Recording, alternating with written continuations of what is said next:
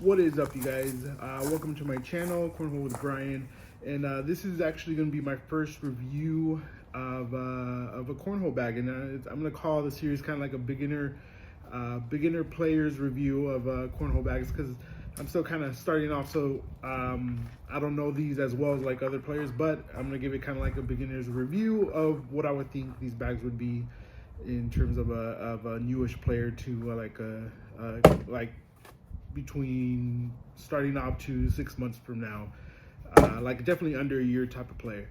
So this is gonna be episode 1, and the first episode is gonna be on the Fire Cornhole Assaults.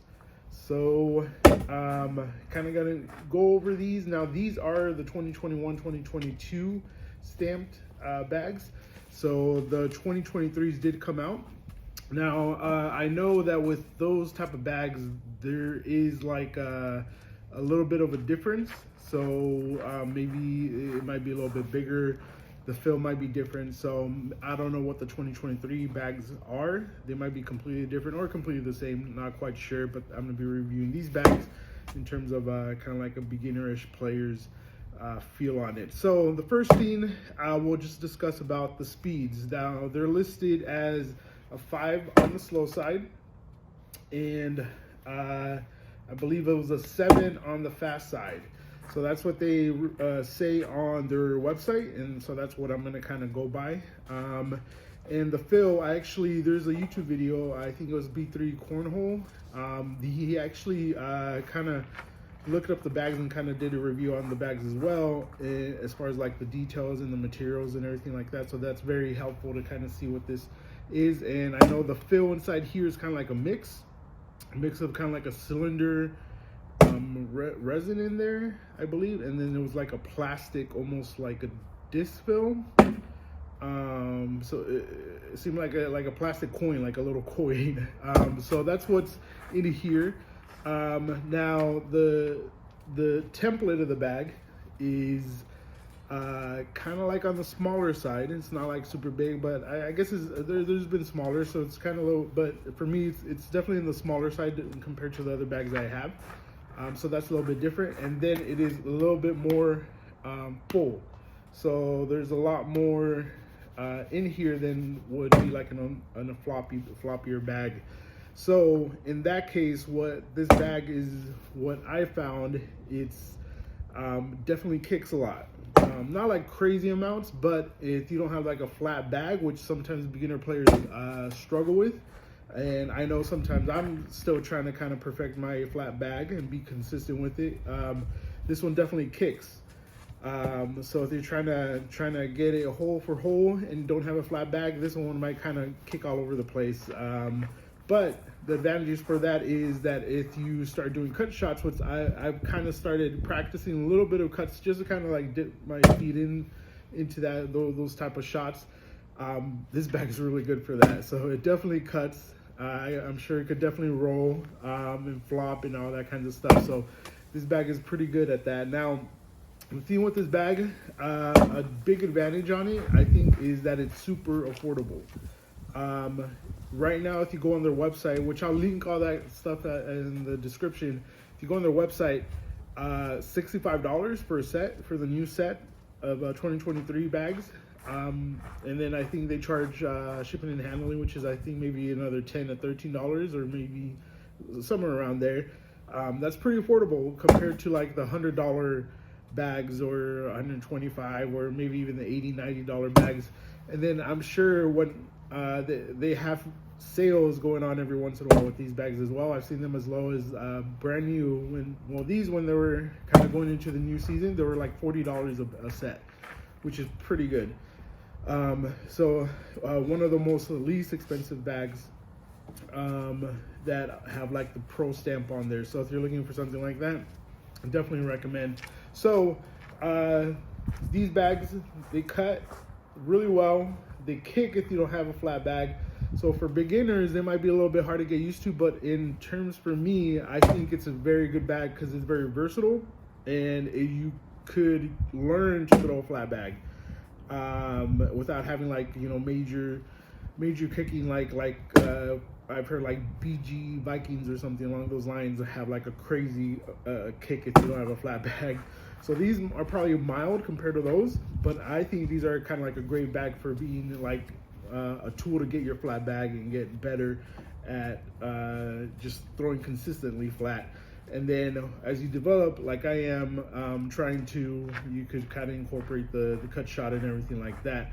So as the videos, as you saw, you could probably see me throw some bags that are kind of like crazy, like not like wobbly, and then they will probably cut to the left and right, especially with my right hand out. This one cuts into the left super hard sometimes. So but as far as recommendations, I would definitely recommend these bags. I mean, they're not as expensive as other bags. I think they're pretty cool. They're actually one of my favorite bags to kind of throw.